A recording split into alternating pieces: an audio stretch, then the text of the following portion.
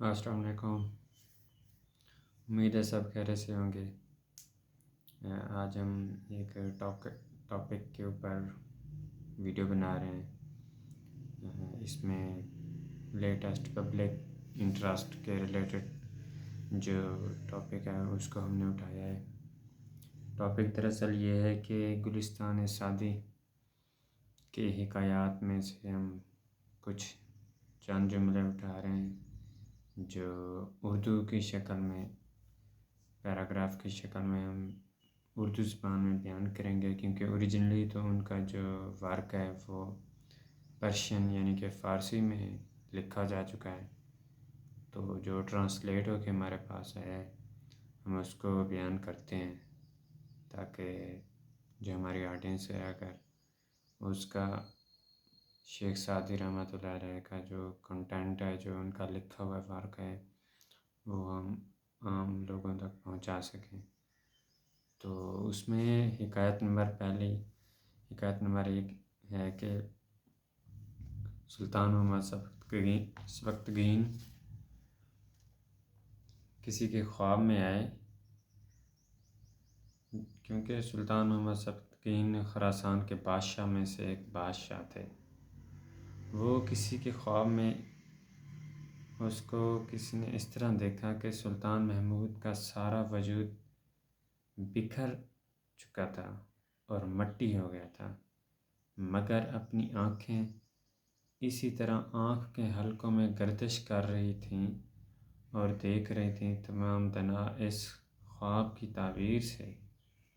عاجز آ گئے،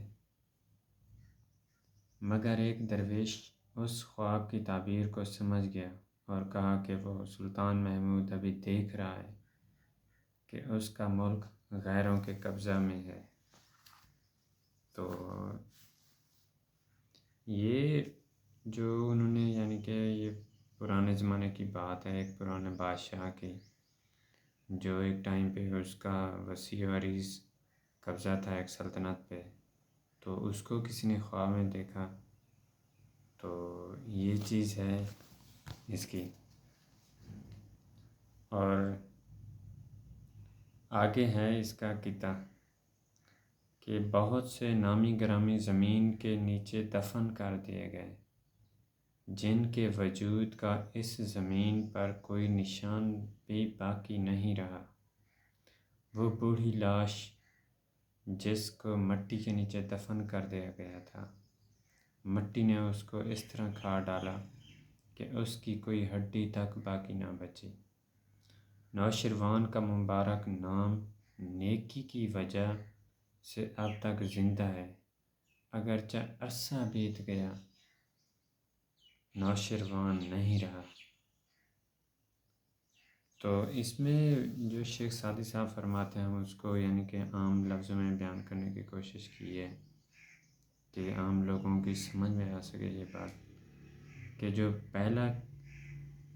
قطعہ ہے اس میں انہوں نے یہ بیان کیا ہے کہ جس سلطنت پہ ایک بادشاہ قابض تھا، اس بادشاہ کا وجود بکھر چکا ہے، کسی نے اس کو خواب میں دیکھا، لیکن اس کی آنکھیں اپنی جگہ پر موجود ہیں۔ تو انہوں نے اس کی تعبیر ڈھونڈنے کی بڑی کوشش کی، تو کسی نے دیکھا،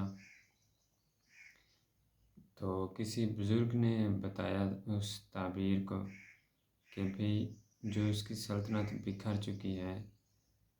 اس سے یہ ظاہر ہوتا ہے کہ ان کا جو وجود ہے وہ مٹی مٹی ہو چکا ہے۔ اگر اس کی آنکھیں باسلامت دکھائی دی ہیں تو اس کا مطلب ہے کہ وہ انتظار کر رہا ہے کہ اس کی سلطنت کو کوئی اس کی اوریجنل حالت میں واپس لے آئے۔ تو ایک یہ میسیج ہے، اور دوسرا جو نوشیروان کا انہوں نے میسیج دیا ہے حکایت نمبر 2 میں کہ دنیا میں جتنے بھی لوگ آئے ہیں، بڑے سے بڑے، جنہوں نے اس دنیا کو فتح کیا ہے، ہر بندے نے اپنی ایک وجہ کی وجہ سے کہ اس کا موٹیو تھا، اس کی ایک آبجیکٹ تھا، کہ اس کا ایک ٹارگٹ تھا اس دنیا کے اوپر رول کرنے کا۔ مختلف سلطنت بنی ہیں، بکھری ہیں، ایون ہمارے انڈو پاک میں بہت سی سلطنت کا ذکر ہے کہ یہ کہاں سے شروع ہوتی ہے اور کہاں پہ آ کے اس کا بڑا ہی لمبا پروسیس ہے ہسٹری میں۔ تو اسی طرح وہ نوشیروان کا کہہ رہا ہے کہ نوشیروان ایک بادشاہ تھا اور اس کا نام صرف اس وجہ سے زندہ رہ گیا ہے اس دنیا کے اوپر کیونکہ وہ نیک بادشاہ تھا۔ تو اس میں جو بیسیکلی اس کا مقصد ہے کہنے کا اس حکایت میں کہ آپ نے اگر کوئی بھلائی کیا، کوئی اچھا کام کیا ہے انسانیت کو سرو کرنے کے لیے، تو اس وجہ سے آپ کا نام رہتی دنیا کے